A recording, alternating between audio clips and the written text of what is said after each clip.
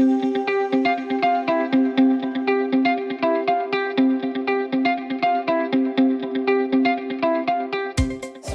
have a system or a set of arrangements that are failing a quarter of the population. We have rampant chronic disease. It's reaching a pandemic level of impact, and it's impacting the economy as well. So that has to be the focus. Clearly 2015 is a critical juncture in terms of both the reform of federalism and how to fund health in a sustainable way.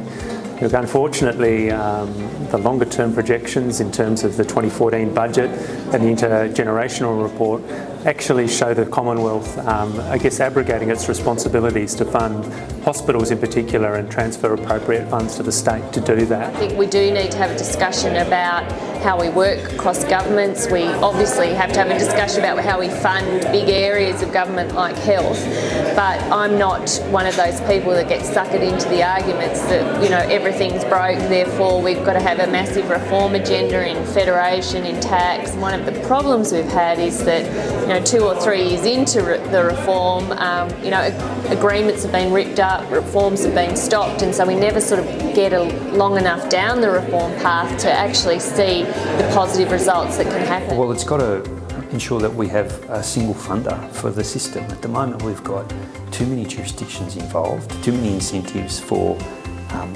buck passing, for shifting the blame from state governments to federal governments.